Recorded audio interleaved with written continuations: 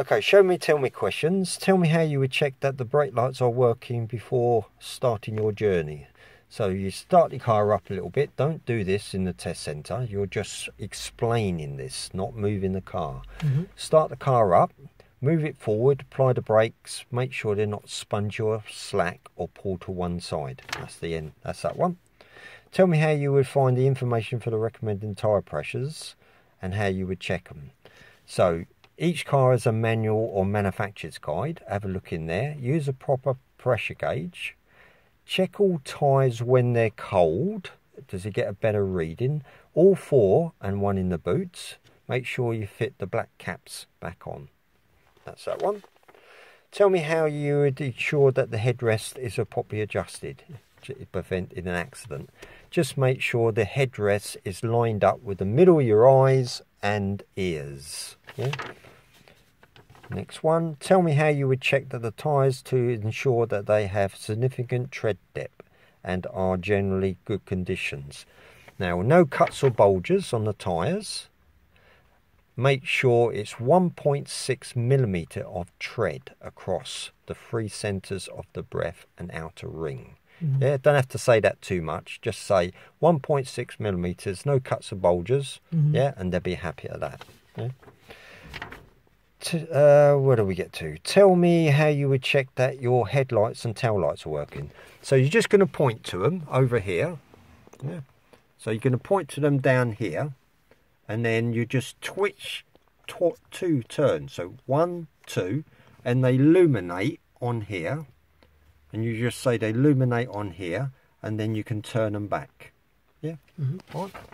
So tell me how you would know if there was a problem with your anti-locking braking system. Now over here this side, just down here as I'm pointing, as you put the auxiliary lights on, don't do it, it's only a tell me, you'll have an ABS light come on. Now if it goes out, it's okay. If it stays on, there's a problem. That's all you've got to say. What do we get to? Tell me how you would check that directional indicators are on. That's easy.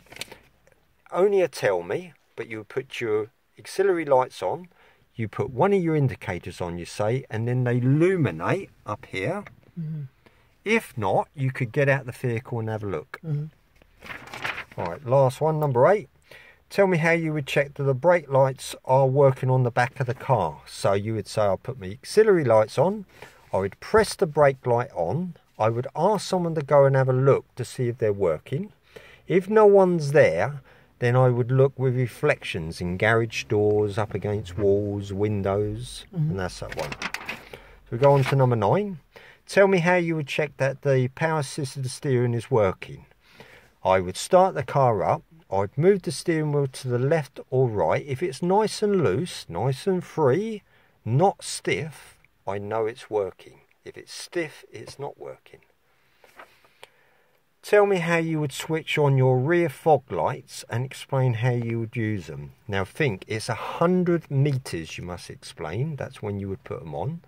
Now just looking over here, you can see where I'm pointing. You would have to put your lights on.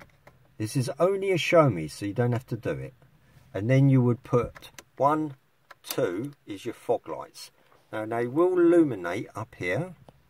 But remember, it's only a tell me and you would turn them off. So all I would say, I would put my lights on. These are my fog lights and they would illuminate on here and I know when they're on. Okay.